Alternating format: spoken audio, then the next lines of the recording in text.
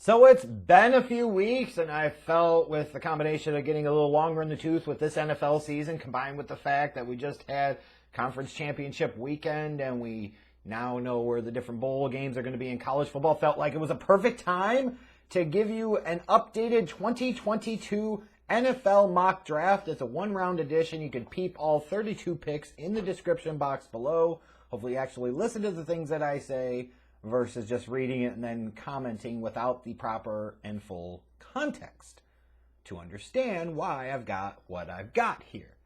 And I have a feeling I'm going to be talking quite a bit about philosophical approach here.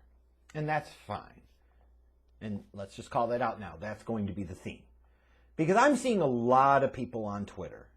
A lot of people. And granted, that's just one small segment, but it's somewhat of a representation, especially when you talk about draft folks and draft media, draft Twitter.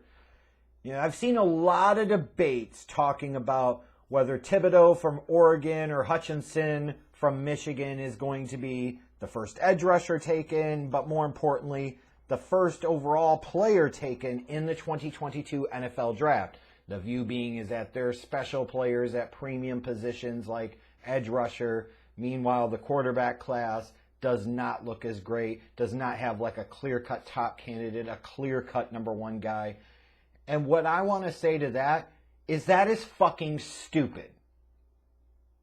And you can quote me on this, you can throw that out there, and I'll be happy to have this debate with these other draft Twitter people, and I'm sure I'm going to in the months to come, and I will be right. And I'm not saying that just from a pure ego standpoint, sure, there's always a piece of that, but just from a reality standpoint and a historical standpoint, I'm right. Like, this is dumb to talk about the Detroit Lions, who just won their first game of the year. What are they, 1-10-1? And talk about you've got a chance at the number one overall pick, and you're going to spend it on an edge rusher? The bluest of blue fucks are people thinking? The hell is wrong with them? No. If there is a quarterback that is even within the realm of possibility to take, then the Detroit Lions must take that quarterback 100 out of 100 times. This whole assertion, this whole notion of, well, Detroit's just got to take the best player available. Let me ask you something, honestly. When is the last time you can truly point to the number one overall pick in a draft, let alone the number one overall pick in a draft that was not a quarterback, being the best player in the draft when all was said and done? When? Your first counter might be, well, 2019 with Kyler Murray. It could work out that way, but we're only a couple of seasons into his career, a couple of seasons into that draft, so it's hard to fully formally come up with an opinion there. You probably got to look more 4, 5, 6 years down the road. But if you go to 2018, Baker Mayfield was taken number one overall, but he certainly wasn't the best quarterback in that draft class. 2017, Myles Garrett, great example. Myles Garrett is outstanding. Myles Garrett, unless he gets hit by a truck, is going to probably be a Pro Football Hall of Famer someday. And regardless of how great he is, the Cleveland Browns don't nearly get the amount of shit that they deserve for fucking getting it wrong. You could talk about revisionist history, blah, blah, blah. The bottom line is, when you talk about the draft, at the end of the day, it's the results that matter the most. And the fact is they passed on both Mahomes and Watson. And you say, well, Watson, maybe it's not so bad they passed on. I agree, like with the off-the-field shit. But if you didn't have that off-the-field stuff there, the Browns potentially passed on two generational-type talents, elite-type talents at the most important position in the game for a generational elite athletic talent at a premium but far less important position like defensive end. And the bottom line is the Browns did not end up taking the best player in that draft. Period. 2016, you had Goff and Wentz went 1-2. They obviously weren't the best players in that draft. 2015, Winston Mariota 1-2. Clearly they weren't the best players in that draft. So yes, you can absolutely point to instances where a quarterback being taken number one wasn't the best player in that draft. What I'm getting at here, though, is this whole notion of best player available, especially at the top of the draft, is kind of stupid because more often than not, the guy taken number one overall absolutely is not the best player in that draft. 2014, Jadeveon Clowney. There's a perfect example of no quarterbacks taken at the top pick. You got Clowney. He wasn't even the best defensive player in the draft. Wasn't even the second best defensive player in the draft. Like, you had Donald and Mack all day long. Go to 2013, always viewed historically as a weak draft, even though it had guys like Lane Johnson, Travis Kelce, Honey Badger, and others in it. The top of the draft was mostly shit, yes, but the Chiefs took Eric Fisher, number 1. Okay, were they really that much better off? You know what I mean? Like, some years you just get into that, but 2013 is kind of an aberration. You look at 2012, though, Andrew Luck was the consensus top player, but he's not the best player out of that draft class by any fucking stretch of the imagination. That's a draft class that had Russell Wilson and Chandler Jones and guys like that. Like, just fundamentally false to say that Luck was the best player. 2011, Cam Newton was great, but guys like Von Miller and J.J. Watt were better NFL players. That's not to dismiss what Cam Newton did. 2010, Sam Bradford sure as hell wasn't the best player in that draft. 2009, you could maybe make an argument that Matthew Stafford was the best. Oh, that's right. If he was the best player in that draft, who took him that year? Detroit.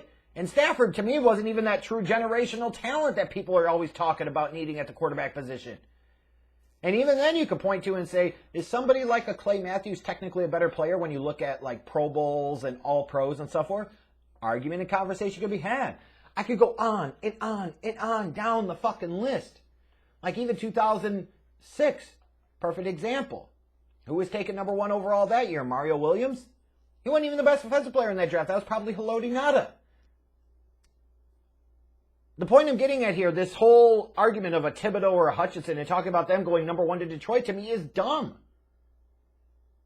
If you have a quarterback that is even in the same realm of your grading, whether that be a Pickett or a Corral or somebody like a Malik Willis, a Ritter, a Carson Strong, you take that quarterback. It might not work out.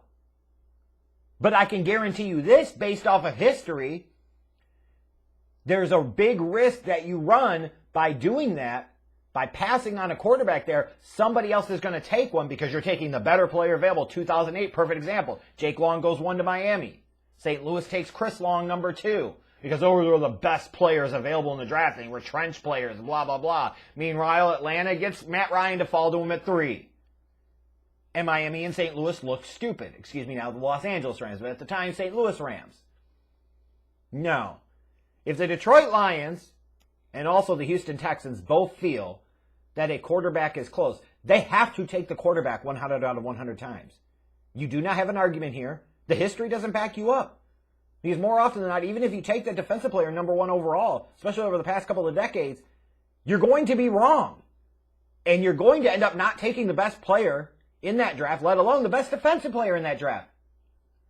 If I'm going to take that risk and take that pick, I'm going to try to take it on a quarterback. Because it's the quarterback is the one guy that could potentially change the entire trajectory of the organization. That's why I have Detroit taking Kenny Pickett number 1. Not saying right now that I think he's the number 1 quarterback in this class. What I'm saying is that if Detroit's in that position, number 1 overall, they have to take a quarterback and pray to God that they're right. This whole notion of, well, you build up the rest of the team and bring in the quarterback later. Who's to say what's going to be available in future quarterback classes? You don't know. You don't know. You could think you know. I could think I know. But the reality is that we don't. But what we do know is that you have to have a quarterback to be able to win a championship in the NFL. Same thing with Houston. Like, they've got to assume that they're going to move on and draft a quarterback high. And if that's a Pickett, a Corral, a Willis, whoever the case might be, like, get it done. Move Deshaun Watson. Get the hell on with your lives. But this whole notion of, well, you take a better player. Who's to say that that guy that you're talking about is going to be the better player? It's all a crapshoot. So if I'm going to crapshoot, I'm going to crapshoot at the most important position in the game. And that's not a goddamn edge rusher. Unbelievable. Now Jacksonville is obviously in a different scenario. They took their quarterback. They took the wrong one in my opinion, but they took him in Trevor Lawrence. Point being is you got to do a lot more to help him out. So drafting an Evan Neal to be his blindside protector for a decade makes a ton of sense. You're not in the quarterback market. For the Jets, you just took Zach Wilson last year. So you're in a spot where, yes, you want to sit there and help out, Zach Wilson. But, if a Thibodeaux or Hutchinson appeals to you there and you've got those back-to-back picks, which is the way it would be right now if the season ended today, then that's fine. You split the difference. You take one offensive stud and you take a defensive stud, and that's fine. For the Giants, Daniel Jones sucks. Time to move on. Find you a new guy. And then find some more help for him, that new guy. Beef up that offensive line a little bit more. If you're Atlanta, you're kind of in that spot. Like, they may have made a mistake not taking Justin Fields or Mac Jones last year. They may have. But if you are still insisting that you're going to stick with Matt Ryan, like, I'm not sure it makes a ton of sense to draft a quarterback here this year, but if you got one that's close, then you need to take him. Now, maybe you say the appeal of a guy like a Hutchinson or a Thibodeaux, if one of those was there at 8, makes a lot of sense to you. I could get that. But again, if you don't have the quarterback, and especially if you don't have the long-term quarterback, you don't have much. That's the reality.